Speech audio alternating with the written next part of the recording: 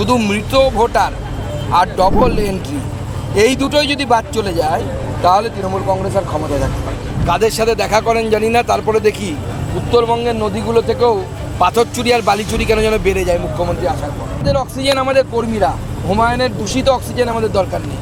বাংলাদেশের কোনো সংখ্যালঘু যদি ধরা পড়ে বা 24 সালের আগে এসে থাকে, 24-এর 31শে ডিসেম্বরের আগে, তাদেরকে অনুপ্রবেশকারী হিসেবে ট্রিট না করে তাদেরকে এখানে থাকতে দেওয়া ব্যবস্থা আছে। মুখ্যমন্ত্রীর প্ল্যান কি, তার শ্রম দপ্তরের প্ল্যান কি? কোনো প্ল্যানিং নেই, দিশাহীন রাজ্য চলছে। আমি তো মন্ত্রী আছি, আমি কি কোনো জায়গায় কেন্দ্র সরকার আমার আত্মীয়কে ঢোকাবো? এটা হয় কোনো, আমরা তো নৈতিকভাবে মেনে নিতে পারি না। চা বাগান একের পর এক বন্ধ হচ্ছে, তার কারণ চা বাগান নিয়ে রাজ্য সরকারের কোনো পরিকল্পনা নেই। বালি পাচার চলছে এই জন্যই, কারণ তৃণমূলের নেতারাই বালি পাচার থেকে বড় কাটমানি খায়। কিন্তু আজমল মানুষ বেঁচে টাকার পাহাড় করেছে, তৃণমূল নেতৃত্ব সব তৃণমূল ব্যবস্থা কীভাবে নেব? ওর ভাগ গেছে তো, ক্যামাক স্ট্রিটে গেছে, কালীঘাটে গেছে, সেখানে বেঁচে কিছুই করেনি তৃণমূল, করবে না তো। ওরা পয়সার ভাগ যাচ্ছে না। তারা শত্রুঘ্ন সিনহাকে বঙ্গবিভূষণ দিচ্ছেন মমতা, যিনি বাংলায় থাকেন না। মমতা বন্দ্যোপাধ্যায়ের মাথাটা এখন মোটামুটি খারাপ হয়ে গেছে। শত্রুঘ্ন সিনহাকে বঙ্গবিভূষণ দেবেন না কি দেবেন, বঙ্গরত্ন দেবেন ওনার বিষয়, কিন্তু শত্রুঘ্ন সিনহা সব থেকে বাংলার সাংসদদের মধ্যে যারা কম লোকসভা এবং বাংলায় থাকে সেই সাংসদ, তাকে তো সাংসদ বিভূষণ দেওয়া উচিত ছিল। এসআইআর শুরু হইতেই যে অনুপ্রবেশকারীরা পালিয়ে যাচ্ছে, এই ভয়ে কি তৃণমূল ভোটার তালিকা সংশোধন আটকে দিয়েছিল? দেখুন, কারা পালাচ্ছে আমরা এই মুহূর্তে জানি না, কিন্তু কিছু লোক পালাচ্ছে বলে মিডিয়ার কাছ থেকে শুনেছি।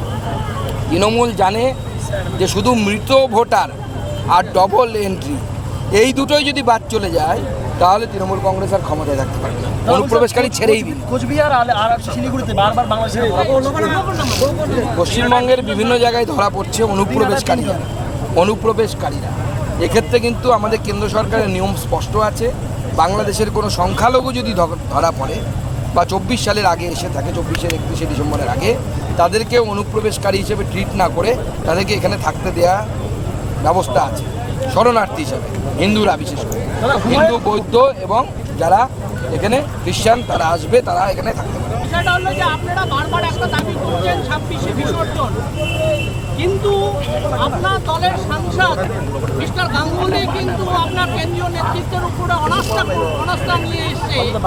সেটাকে আপনারা কিভাবে সমাধান করবেন? যে সত্যি কি কেন্দ্রীয় নেতৃত্বের জন্য কি পশ্চিমবঙ্গে বিজেপি আসতে পারবে না? এটা তার ব্যক্তিগত মত, এর সাথে পার্টির কোনো সম্পর্ক নেই।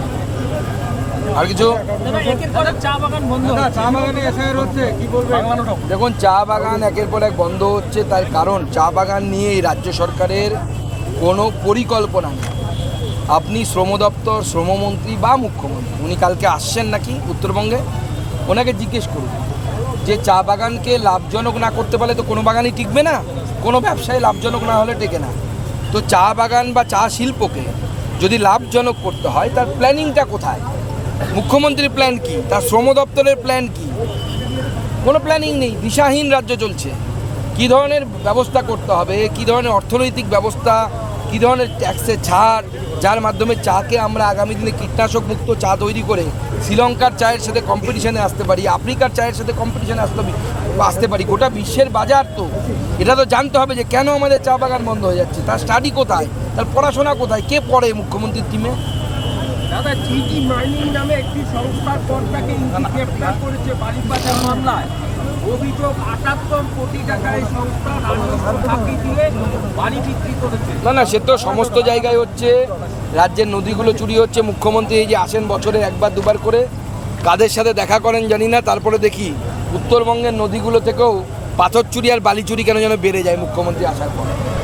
এবারও লক্ষ্য রাখবেন আপনারা, মুখ্যমন্ত্রী যাওয়ার পর ঘুরে যাবেন, তারপরে দেখবেন পাথর চুরি, বালি থেকে, নদী থেকে বালি তুলে বিক্রি করে দেওয়া পাচার বেড়ে যাবে, শিল্প বেড়ে যায়। এটাই শিল্প পশ্চিমবঙ্গের এখন।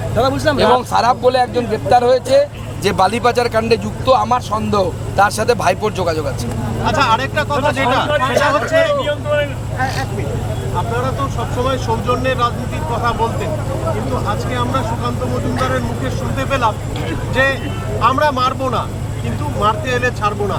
এটা কি 2026-এর ইলেকশনকে কেন্দ্র করে কর্মীদেরকে রিচার্জ করে গেলেন?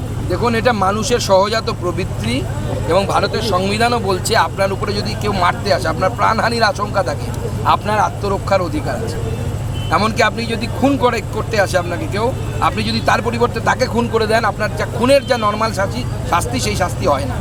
তো ভারতবর্ষের আইন বলছে আমাকে যদি মারতে আসে আমি কি হরে কৃষ্ণ করবো, না তবলা বাজাবো, যে এসে তার তবলা বাজাবো, সেই ব্যবস্থাই হবে। বলছিলাম রাজগঞ্জের বিধায়ক সরকারি নিয়ন্ত্রণে নিয়ে আসার পরেও বিভিন্ন নতুন পদ্ধতিতে বালি পাচার চলছে, কি বলবেন? না বালি পাচার চলছে এই জন্যই কারণ তৃণমূলের নেতারা এই বালি পাচার থেকে বড় কাটমানি খায়। আপনারা দেখছেন না হুমায়ুন কবির সাহেব একের পর এক তথ্য ফাঁস করছেন যে মুর্শিদাবাদের মতো জেলাতে অপূর্ব সরকার কত খায়, থানার আইসি কত খায়। উনি নিজে তৃণমূলের লোক হয়ে বলছেন যে একজন আইসি সে বিগত 10-15 বছর ধরে শুধু মুর্শিদাবাদে ঘুরে বেড়াচ্ছে মিউজিক্যাল চেয়ার খেলার মতো। কেন? তিনি হচ্ছে বালি স্পেশালিস্ট। বালি কীভাবে তুলতে হবে, বেচতে হবে, তার টাকা কীভাবে পাঠাতে হবে ক্যামাক স্ট্রিটে অপূর্ব সরকারের কাছে, হুমায়ুন কবির সাহেব বলছেন, আমরা বলছি না, উনি তো ঘরের লোক। হুমায়ুন কি আপনাদেরকে অক্সিজেন দিচ্ছে? আমাদের অক্সিজেন আমাদের কর্মীরা, হুমায়ুনের দূষিত অক্সিজেন আমাদের দরকার নেই। দাদা বলছিলাম রাজগঞ্জ বিধায়ক এখনো বহাল তবিয়তে আছেন, তার বিরুদ্ধে খুনের অভিযোগ, ভিডিও তো প্রচুর ভোটার কার্ড স্যার তার অফিস থেকে পাওয়া গেছে। এই ভিডিও তৃণমূলের মমতা বন্দ্যোপাধ্যায়ের খাস লোক বিভিন্ন সাংবাদিকদের সামনে, বিভিন্ন লোকের সামনে এই ভিডিও ক্যামেরা বন্ধ করে ফোনে লাউড স্পিকারে দিয়ে মমতা বন্দ্যোপাধ্যায়ের সাথে কথা বলেন এবং সেটা লোককে দেখায় যে মমতা বন্দ্যোপাধ্যায়ের কত ক্লোজ আমি। আমার কাছে যেটা গুপ্ত খবর, এনার মাথার উপরে একজন বিচারপতির হাত আছে। কে বিচারপতি সেটাও জানি, কিন্তু বলতে পারবো না, বললে পরে বিপদ আছে। এটা সংবাদ মাধ্যমও জানে।